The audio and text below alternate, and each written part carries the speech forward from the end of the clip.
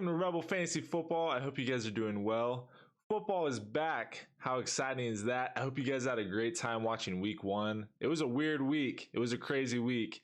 It didn't go how most people expected, but that's football, and that's what makes it exciting, and that's what makes fantasy football fun. So if you're watching this video, you're probably freaking out about your fantasy team, but that's okay. That's okay. I got you. That's the whole purpose of this podcast, is to help you guys be prepared week in and week out.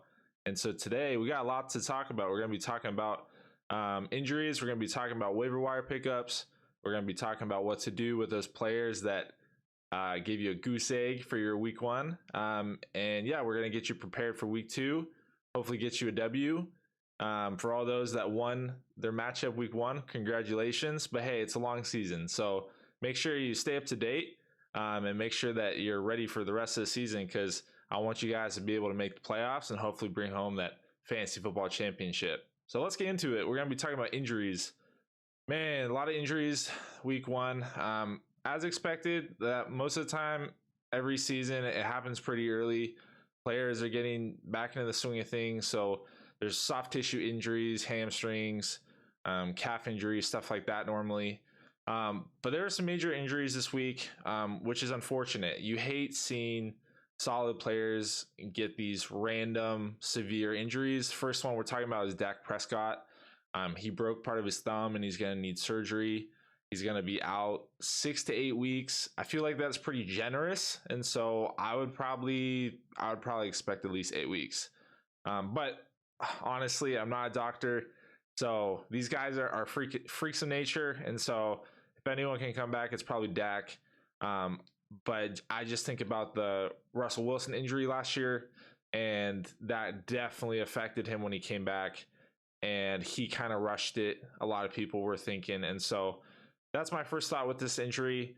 But they're saying that he's probably going to come back either the end of October or early November. So if you have Dak Prescott, make sure you put him in your injury reserve slot, and then you're going to have to pick up another quarterback, which we will talk about in regards to who you should pick up. But yeah, the optimism is that it's not a major injury that's going to keep him out the whole year, but it definitely can affect him when he comes back. So just keep an eye on him. And what does that mean for the rest of the team? Well, I think that's what's the most unfortunate part for fantasy football, is because if you have CeeDee Lamb, you're probably really frustrated right now, which I totally understand, because you probably drafted him pretty early. And so if you have CeeDee Lamb, if you have Ezekiel Elliott and Pollard, you're probably like, okay, are these guys going to like actually produce now? It's hard to say. I mean, if you look at last year with Russell Wilson, that's kind of what this injury reminds me of. DK Metcalf still did pretty well with Geno Smith. Now, they have Cooper Rush. I don't necessarily love Cooper Rush. I don't know if he's going to be productive even as a backup. But it's going to be interesting to see if they end up signing someone else, if they don't trust him either and they want someone else to fill his shoes. But you're still going to play CeeDee Lamb. He's still going to be the number one guy, and it's just going to be really unpredictable in regards to how he's going to produce. But you're not going to not play him unless you feel like you can get a trade for him. But like his value is going to be pretty low, to where I think you're probably best just writing it out, which is unfortunate. It's not the best thing. But next injury is Chris Godwin's injury. He had a hamstring. The optimism is that it's not a major injury, but he probably will miss some time. I think we're still kind of waiting to hear the full reports on his injury after their testing. So stay tuned for that. That is definitely another injury that is pretty frustrating. He's been injured a lot. And so if you drafted him hoping that he was going to come back healthy, well, I'm sorry. This, kind of sucks. He recovered from a knee injury and now he's dealing with a hammy. But good news is that he's going to come back. And it shouldn't be too long before he comes back. This could also be opportunity if you don't have Chris Godwin, but like you feel like you could trade for him. Maybe look to trade for him. You can probably get him pretty cheap. But you also are taking on a player that has a lot of injury history. So just keep in mind of that. Next one is T. Higgins. He got concussed, so he's in the concussion protocol. I think we're still fully waiting to hear if he's going to play on Sunday. but the reports sound pretty promising. So he probably will play on Sunday, but we don't fully know yet. So just keep him in your mind, keep an eye on him. Because if he doesn't go, you're gonna need to have a guy ready. But good news is that if he doesn't come back Sunday, he'll be back the next game. Next one, which is a big one, is Elijah Mitchell. He was quickly ruled out during the game with a knee injury. And it sounds like he has a sprained MCL. He's expected to miss 2 months, which is a big chunk of time for the 49ers starting running back. And so, what does this mean for the rest of the team? Well, the 49ers have a main rushing attack. That's the main thing they focus on. I think this is just going to mean more carries for Deebo, honestly. I know that before the season they said Deebo Samuel is not going to be he's not going to be the running back, or he's not going to be this wide back position as they were joking about, but he's probably going to have to do the same thing he did last year. But we'll talk about replacements in our waiver wire column. Talk about who you can pick up to replace Elijah Mitchell. But this is another injury that's unfortunate. He was dealt with a large string of injuries last year, and so you're probably pretty frustrated to hear this. But he should come back during this season, near the end of the season. It's just going to be hard to know what kind of player he's going to be when he comes back, and in what shape. Next player is Najee Harris. This is one that was interesting because he had a foot injury, and a lot of people were kind of freaking out because he had a foot injury in the offseason. And so everyone was kind of expected that he was going to miss next week's game or week 2's game. But it sounds like tests came back negative, and he has a chance. He has a chance to play on Sunday, but we don't know for sure yet. We don't know if they're going to let him play or if they're going to rest him out of caution. So keep an eye on him. That's a big one. If he doesn't go, then I would pick up the backup, which we'll talk about. And last one is Keenan Allen. He had a hamstring injury, and he was ruled out during the middle of the game. And they play on Thursday night against the Chiefs. The Chargers do. And so it's sounding like he's going to miss Thursday's game, which is a bummer. But the good news is that he has a possibility to come back after that. But we still won't know for sure if he's going to miss Thursday. We'll probably know more today and tomorrow. But it's looking like he will miss Thursday's game. Okay, so that was a lot of injury news. And there's still some more injuries, but those are the main ones. And so we're going to be talking about waiver wire, who you should pick up with this injury news in mind. Who are the guys that can replace some of these guys? And if you're struggling at a position like running back or wide receiver, who are some guys that you could pick up that could fill in those spots for you, fill in those gaps? Now, I think it's important to note that all of these guys so far, I wouldn't say that there's one guy that like you can pick up and trust him from week to week. Last year was pretty rare because pretty early on during the same week, you had Elijah Mitchell and Patterson on the Falcons that were big waiver wire ads, and you felt pretty good about adding them because you felt like the team was trusting them with everything that they had. So far, there's not really a guy like that. There's not really a guy that isn't rostered where you can pick up and just play every week and trust him. Now there could be, we just haven't seen him yet. So a lot of these guys are really iffy. You're not going to necessarily feel super secure about him yet until we see more data. But I think there's a couple guys that you definitely can pick up and stream for week 2 and possibly continue playing if everything pans out. So first, we're going to talk about running back. Which running back should you add? And a lot of these come off those injuries that we just listed. And that's the whole reason why you're able to pick him up, is because the starter is hurt or he's dinged up or whatever. So first guy we're going to be talking about is Jeff Wilson on the 49ers. Now, this is the main guy that should be replacing Elijah Mitchell. So if you have Elijah Mitchell, I would definitely suggest running to the waiver wire to put in a claim for Jeff Wilson. I think you need to know that with Jeff Wilson and with the 49ers, they often will just play whoever they want. So it's hard to have a complete 100% trust in Jeff Wilson because of how the 49ers operate. If Jeff Wilson has a bad game or if someone else has a hot hand, Kyle Shanahan won't hesitate to just play the other guy. And I think that's important to note, because if you're spending a lot of your fab on Jeff Wilson, or if you're spending your number one waiver wire pickup on Jeff Wilson, but he plays week one and then like doesn't start the rest of the weeks that the ledger's out, that's going to suck. And so just note that I would still put in a claim for him. I think he's probably the top running back waiver wire option this week, just because we know that Elijah Mitchell is out for 2 months, which is a big chunk of time. And that's a time that if Jeff Wilson does succeed, he will start. And that's a position that is already really scarce and is already one that you're probably hurting at. And so I would look to pick up Jeff Wilson.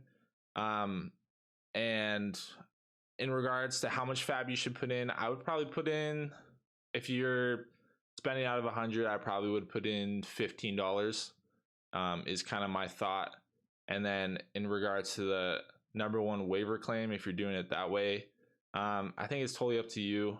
I would, if you have the number one, I would maybe wait until after week 2, until if there's a position that is like more clear than his. But I think I would also be okay spending it. I think that way, if you're playing with a waiver wire where you have the waiver wire slots, so like 1 to 12, and number one priority is the one that gets him, and you have that number one priority waiver wire claim, that's a hard position to be in, because you feel like if you spend it on a guy and it doesn't pan out, you wasted it. But I would probably take my shot, because it doesn't help to just hold it for the whole season, not to get anybody. And most of the time you want to do it early in the season, especially with a guy who's out 2 months. So yeah, I don't mind that, but just know that it is still a little murky. But if there's a guy that's going to be starting right now, it's Jeff Wilson. All right, next up is Jaylen Warren. This one's really interesting to me. Right after the games ended, a lot of people thought that Najee was going to miss week 2. Now, he still could miss week 2, but it sounds like he's trending upwards instead of downwards. But when he was out in week 1, near the end of the game, there was one player that was clearly replacing him, and that's Jaylen Warren. And he's clearly the number 2 option in Pittsburgh. I think that you still grab him anyways. Even if Najee plays week 2, I think you should prioritize Jaylen Warren. Now you're picking up a guy where you're recognizing that, okay, if Najee actually plays through his injuries, Jaylen might not play that much, but I think he's a top handcuff. If you have Najee, I would run and get Jaylen Warren, because he played pretty well, and he showed in preseason that he's a capable back. I think if Najee is out, I think they're going to run Jaylen Warren, is kind of my thought. I don't think they're going to split it like 49ers may split with Jeff Wilson. I think Pittsburgh is probably more dedicated to one guy, as we've seen with James Conner filling in for Le'Veon Bell, as we've seen with how they ran Najee Harris last year. They like running one back, and I could see them doing that with Jaylen Warren. So keep him in mind. I probably would spend probably around the same for him, 10 to 15 fab dollars out of 100.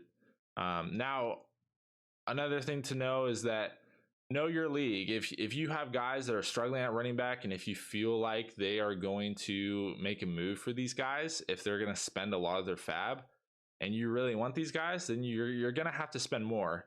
You're going to have to call your shot with them. So do your research.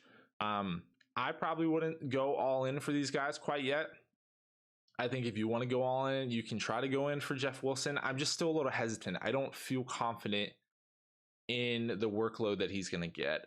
I just think about last year and how that's the feeling that everyone had, is that he was going to get all of the carries and he was going to be the guy, and he didn't perform very well. And so just know that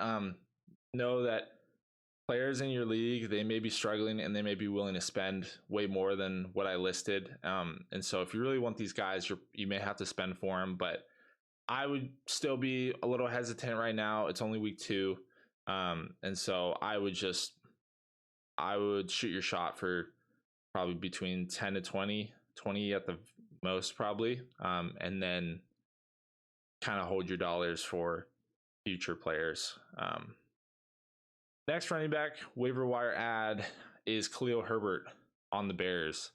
Now, this is a guy that I really like. I liked him last year. I liked him in the offseason. And it was a really interesting week 1 for him. David Montgomery, who's the starting running back for the Bears, he outsnapped and outcarried Herbert. But Herbert still got the touchdown, and they still trusted him at the goal line. And he had a really nice drive to get there. And so I would pick him up for sure. This is a guy that people may not prioritize because he's not the starting running back and that David Montgomery still gets more carries. But the fact that they trust him around the goal line, the fact that he did really well in week 1, I think is a positive sign. And so you would be picking him up in hopes that if David Montgomery struggles, if he gets hurt again, because he always gets hurt, that they're going to feel pretty good with Khalil Herbert, and you should too. And so if you have the bench space, I would pick him up. I would probably put in $10 for him, or maybe just put in a $5 or maybe a 0 claim if you don't really feel like you need him, but you want to try to get him. But I definitely think he's worth an ad to kind of see what happens with the Bears. Next running back is Dontrell Hilliard. And he's on the Tennessee Titans. This one was really interesting because Derrick Henry didn't really have a good game, but Henry got a lot of carries, and Hilliard got the passing looks. And so he had 2 receiving touchdowns, which was awesome. And that's really good. I mean, for anybody, but for a running back that isn't the primary running back. And so he's a guy that you definitely could look for. You're probably not going to play him week 2, just because you don't know if this was just a fluke or if they're actually going to rely on him in the passing game. But if you have the room, I would pick him up. And if not, I would just keep your eye on him, because if the Tennessee Titans continue to struggle, I mean, they may look for him for short dump off passes from Tannehill. And if they looked at him in week 1 in the goal line, that could be a big opportunity. I just feel like you're not gonna feel super secure playing in week 2. But I think he's another guy like Herbert where you can pick him up, keep him on your bench for week 2, see how he does, and then kind of go from there. Rex Burkhead, he's another guy that's really interesting. He wasn't necessarily the starter, but they relied on him during the game, the Houston Texans. And he always does this. He's so funny because every season you're never excited about Burkhead, and then somehow his team just relies on him. Now he's not the most efficient running back by any means, but he gets looks and he gets touches. And so if you're really struggling, he's probably the guy that you would play, just because you know that his team is going to use him. Now he doesn't get a huge volume and he's not the most efficient, but he does get used. And I feel like for the most part, you can trust that he's probably going to get you, I don't know, close to 10 points a game, which isn't great. His ceiling is very low, but his floor isn't terrible. All right, we're going to talk about wide receivers. There's some pretty solid wide receivers on the waiver wire. A guy that we talked about in last week's video is Robbie Anderson. He had a game over 100 yards and a touchdown. I'd be looking for Robbie Anderson. Baker Mayfield played well with him. And if we saw it last year, even with Sam Darnold, Robbie got volume. Robbie got a lot of targets. He didn't play well last year, but I trust him to do better this season like he showed in week 1. And I think he's a guy that you can play right away. If you are struggling, if you maybe had an injury, maybe you have Keenan Allen and you're like, man, I don't think he's going to play Thursday, I would pick up Robbie and I would probably play him for week 2. Devin Duvernay is another guy that did really well for the Ravens. He's one that you can pick up and play. I would probably pick him up and keep him on my bench for week 2, see how he does. But if you're desperate, you definitely can pick him up, plug in and play. In regards to fab dollars for these guys, Robbie Anderson, I would spend the most amount of fab on. I probably would do, I think depending on your team and depending on if you're struggling at wide receiver, I'd be willing to do $15 to $20, maybe even 25.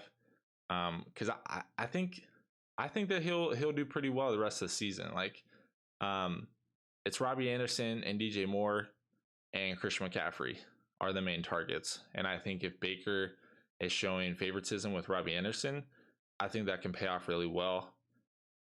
I mean, we saw past several years with Baker in Cleveland, like he'll have giant games where he'll just pepper one dude with targets. We look at Donovan Peoples-Jones, who had a monster game. I believe it was last season, could have been 2 seasons ago. And so Robbie Anderson, I'd be willing to spend probably around that $15 to $25 range. Duvernay, I'm probably spending 10 to 15. And then the next wide receiver is Curtis Samuel, who is really interesting because everyone was high on Curtis Samuel 2 seasons ago. He looked awesome. He's kind of like a Swiss Army knife. And so a lot of people were excited, and then he just got sidelined by injuries. But he had a great week 1. And if this is the Curtis Samuel that everyone was talking about 2 years ago, you know that people are going to go get him. And so I would put him in a similar range as Robbie Anderson. I think people are going to be pretty high on him, and I think they're going to spend a lot for him. So keep that in mind. Like I said, keep an eye on your league, what some of the managers in your league are going to do. And if you feel like there's a guy struggling wide receiver, or if a guy even just likes Curtis Samuel, you're probably going to have to spend more for him in order to get him on your team. But I'd be willing to spend 25 fab dollars on him. If you're struggling, you can spend more. But it's also a long season, so keep that in mind, because 25 fab dollars out of 100, that's still a good chunk that you may wish you had back later on. Tight end pickups, a couple tight end pickups. The first one is Gerald Everett. He had a really good game with the Chargers. I think if Keenan Allen is out for Thursday, I think they're going to look for Gerald Everett more. And so if you're streaming tight end, or if you have an injury to tight end like George Kittle, we don't know if he's going to play week 2, but if he doesn't, I would probably pick up Gerald Everett and play him. I think he could be definitely a great plug and play. Managers on your league may already have him, but most likely not. So I would definitely look to pick him up. I'd probably spend 10 to 15 fab dollars on him. Hayden Hurst is another tight end that I think you can probably get pretty cheap. You may not have to spend much fab on him. A lot of people still are really down on him, but I think he had a good game. He had 8 targets in week 1 and 4 receptions. I think if T. Higgins is forced to miss Sunday, I think you definitely play Hayden for sure. I think it showed in week 1 that Joe Burrow, even though he had a pretty bad game, he still looked to Hayden for those 4th down conversions and then those big plays. And I think that shows that he's trusting a newcomer, and especially at the tight end position. So I feel pretty good about those 2. If you're streaming tight end or have injuries and you want to play those guys, I say go for it. And you just got to be willing to spend some fab dollars to pick them up, or spend that waiver wire priority claim. Last tight end that I briefly mentioned is Taysom Hill. He's such a weird player, and the fact that he's listed at tight end is just weird. He had a monster tight end run, or touchdown run for a tight end touchdown run. And you're probably not going to want to play him, or you're probably going to feel kind of weird playing him, which is fine, but he could be a sneaky play. He has a pretty high ceiling if they're going to still look to him to get rushing touchdowns. So you can probably get him up pretty cheap. I wouldn't say that people shouldn't be prioritizing him as much as these other guys, but if you like him more than these other guys, I would say go for it. Go get him. Quarterbacks to briefly talk about. Carson Wentz is a guy that had a game in 6-point passing. He had over 40 points, which is awesome. So he had a big week. I would look to pick him up. If you have Dak Prescott and you are like, man, I don't have any of the quarterbacks on my team, I would look to pick up Carson Wentz and I would play him. A couple other guys to pick up and play possibly are Matt Ryan and Jameis Winston. I would probably recommend just taking your shot with one of the three of those guys, whoever you prefer. Out of these three, I would prefer Carson Wentz. I think that he has the highest ceiling in regards to these guys. And then the next guy I would take is probably Matt Ryan. I think he has the best team out of these guys. Jameis Winston still kind of worries me, but the fact that he targeted Michael Thomas and threw 2 touchdowns to him, that's pretty promising. So, but honestly, I wouldn't feel terrible with any of these 3 guys. If you have to start them, I feel like there are worse options, and I feel like they definitely have shown in week 1 that they are they're capable starting quarterbacks for fantasy. And so I would look to get one of these guys. It's going to be hard to say how much fab you should spend on them.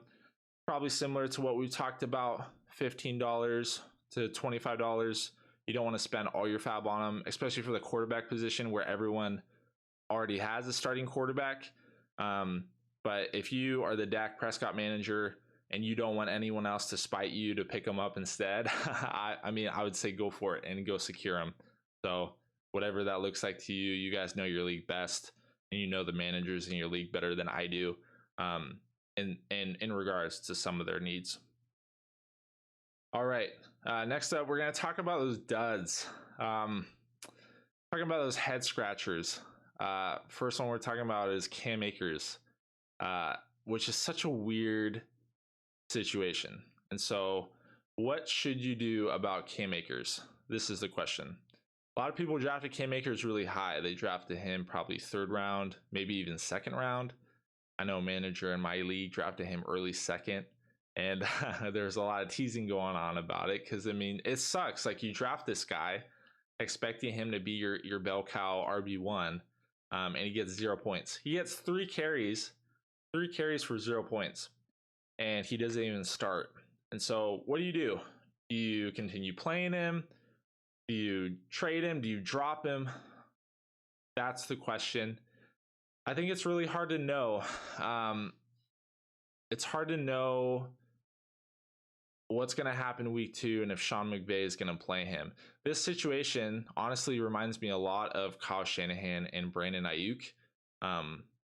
Last season, everyone was like, man, Brandon Ayuk is going to break out. You should go get him early. You should draft him in the 4th round. He's going to do really well. And then the first half of the season, he just like doesn't play. And a big part of that is because Kyle Shanahan didn't trust him. And that's what it sounds like with this situation. It sounds like Sean McVay, he was quoted saying that like Cam Akers needs to utilize his opportunities. And that's a kind of a weird quote when you only get 3 carries. So I don't know what Cam Akers did to tick Sean McVay off. I don't know if he spit in his milk or whatever, but it sounds like Sean McVay isn't very trusting or happy with Akers. But we know the player that Akers is, and I think it is important to know that like he's coming back off an Achilles injury, and so we don't know if he's necessarily the same player, but I still think he has a high ceiling. I don't think you're going to want to drop him. If anything, if someone else has him in your league and you feel like you can trade for him, I would maybe think about it. If you're able to get him for a deal and just have him on your bench and you don't really need him, I would go do it. Now, if you're struggling and you're the Cam Akers manager and you're trying to decide, okay, I need to make a decision. Should I play him for week 2? I would say if you're able to not play him, then don't play him. If you have someone else on your bench, like Patterson, or maybe somehow you have AJ Dillon. I mean, those are best case scenario guys. But even if you don't, even if you have to pick someone up off the waiver wire and plug him in, I would maybe try to do that over playing Cam Akers this week. But definitely don't drop him. And I think he is going to start doing well. Like, I haven't lost complete faith in him, but I think you're going to feel kind of iffy playing him this week. And so if you have better options, I would say play the other options. But if you don't, go ahead and play him. I don't think he's going to get 0 points again this week. We saw last year another situation, different player, different position, but Mike Gesicki got a 0 point game, and then he ended up going off the next couple of weeks. And so what's going to happen, this always happens, is that Cam Akers gets 0 points week 1 like we saw, and then the next game he's going to go off after everyone sits him. So you're going to have to shoot your shot with him. Don't lose complete faith, but I think it probably would be more helpful to put him on your bench and wait to see until he actually gets the start, because I'm a little worried about Sean McVay still putting him in the doghouse. So that definitely was a really weird one. Another guy that you could play if you have on your bench, Michael Carter Jr. on the Jets. I would play him over Cam Akers. I would actually feel pretty good about that. I think Michael Carter is in a pretty good position. And so if you have a guy like him on your bench, I would play him over Akers. But if you don't, then I would just probably shoot my shot with Akers. Another head scratcher was DeVonta Smith on the Eagles. This was a really weird one too. He got a 0 point game. And Jalen Hurts just looked for AJ Brown the whole game.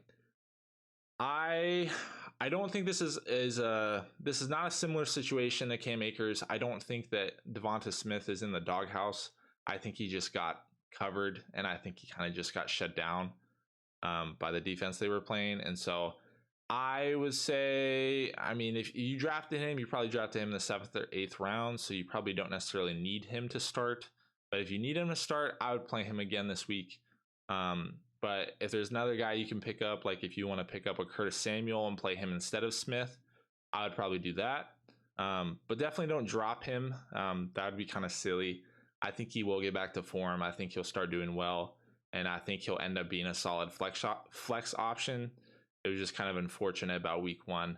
But this is another guy you could look to target to trade for cheap. If you have a DeVonta Smith manager that's frustrated and panicking, shoot him a message and see, hey, like, I'll give you someone cheap for him, because I think he does have a high ceiling on a high-powered Eagles offense, and I think he will start doing well. Mike Williams, man, this was a big head scratcher, especially since Keenan Allen left the game with hamstring injury. And so when your number 1 wide receiver leaves, you would expect the next guy there to get most of the targets, but he did not. And I think the thing with this one that I'm less concerned about is because last year and the past couple of years, we've seen this from Mike Williams. He is a very boomer bust kind of player. He'll have giant 30, 40 point games, and then he'll have games where he gets like 4 points like week 1, which sucks. Like, it doesn't feel good. But you're playing him this week for sure. Fire him up for Thursday, especially if Keenan's not there. I expect Mike Williams to get back on track. I mean, it's definitely one that you're gonna kind of be iffy. You're kind of be nervous going into, but I would definitely play him. So now we're gonna be talking about, should you hold or should you drop? These are kind of some players that you may be playing leagues where you have like a 5-player bench league, and so it may not be super deep to where you're holding out for a player hoping that they're going to start doing well, and week 1 went by, they didn't play, and you're wondering if you should drop them for someone else. A couple of those players we're going to be talking about is a player I focused on last week, which is Zamir White. He's a guy that I really like, and he didn't play at all week 1. So what do you do? If you picked him up last week and you're holding him and you're hoping that he's going to start doing well, but he didn't play at all, should you drop him, or should you hold? Personally, I would say hold if you're able to.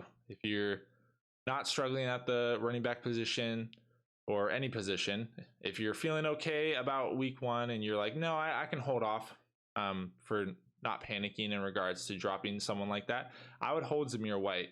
If we look at week 1, The Raiders played Josh Jacobs, Brandon Bolden, and Amir Abdullah over Zamir. I think a big part of this is they're just wanting to not rush in their rookie, and they're not wanting to risk injury with him if they don't have to. Brandon Bolden played pretty well, which is kind of weird because he's a pretty old running back, and it's kind of interesting that they would just prioritize playing him over playing someone like Zamir. But he did get hurt. We don't know the extent of his injury quite yet. Amir Abdullah is the passing back, but Bolden played ahead of him. So if Bolden's out and it's Josh Jacobs and Amir Abdullah, they may start looking to play Zamir White. So you're not going to play him this week, obviously, but I would hold him because I think eventually Zamir will probably back up Josh Jacobs, and I don't trust Josh Jacobs in the Raiders offense, and I don't trust his injury history. And so this is kind of a long shot. I don't know how long it's going to take in regards to being able to play Zamir White. If you're really struggling on your team and you need to drop someone, you probably can drop him.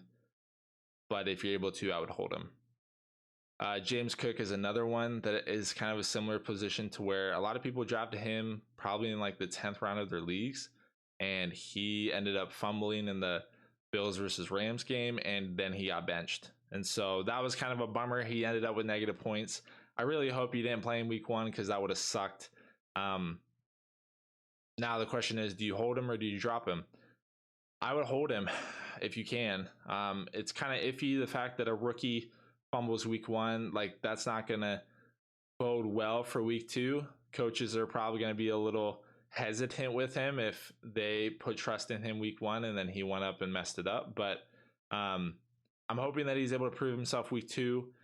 He's a guy that everyone looks for pass catching. He's a good pass catcher, and so I'm hoping that they'll start using him in the passing game and just seeing what he's capable of, to where midway through the season, hopefully he's able to be a flex option. But he's another guy that's iffy. We don't fully know about his future. But I would definitely hold him if you can. And if you're really struggling, I would look to drop someone else. I don't think you should drop him quite yet. I would give it a couple more weeks. George Pickens, should you drop him? If we look at that with the Steelers, a lot of people thought that George Pickens was going to get more looks than he did.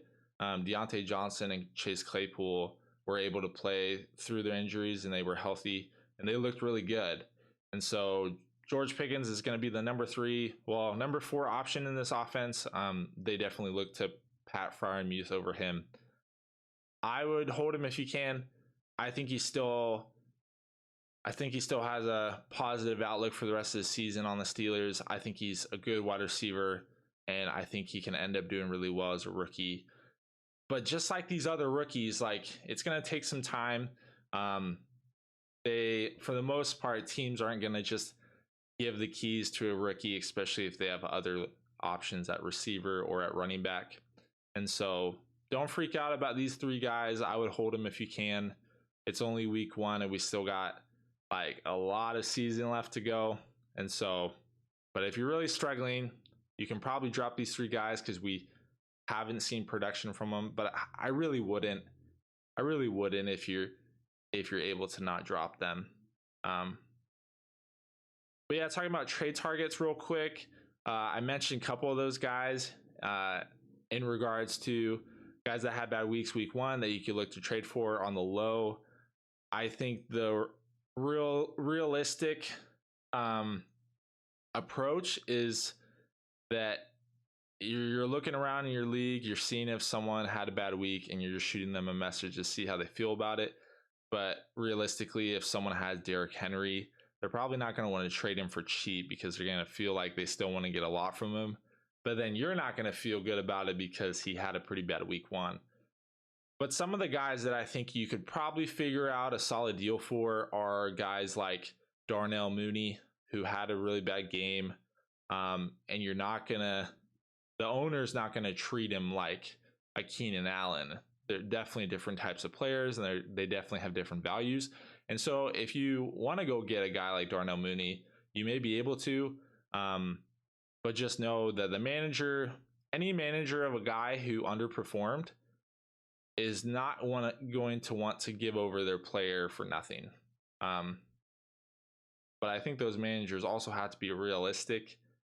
If you had a guy like Cam Akers that you draft in the second round and you're wanting like top players for him, that's not going to happen after a guy goose egged week 1. So keep that in mind. Definitely feel free to message your managers in your league, but it also is just week 2, so don't feel like you have to trade. But if you're struggling and you're worried about injuries on your team, go ahead and hit up your other managers and see if there's a trade that you can get going. But it's a long season, and I'm excited to see how week 2 plays out. And yeah, let me know if you guys have any questions. I wasn't able to cover everything because a lot of stuff happened in week 1. But feel free to shoot me a message or comment down in the comment section of any questions that you may have, guys that you like, guys that you don't like. Maybe there's a guy you're worried about. And let me know. I love to talk about it. I would love to give you guys my feedback, my advice on that. Make sure you subscribe and like this video. It really helps me, and I really appreciate all you guys following along so far. Also, we are live on Spotify, so if you guys have Spotify podcasts, feel free to give Rebel Fantasy Football a follow. I know that I prefer listening to podcasts that way, and so all the audio is on there if you guys want to follow that. And then Apple Podcasts is coming out pretty soon. So yeah, I hope you guys had a good week 1 of fantasy football. Excited to see what happens week 2. Feel free to message me, and I love to stay in contact and help you guys bring home a fantasy football championship. And I'll see you guys in week 3. Hope you guys have a good one.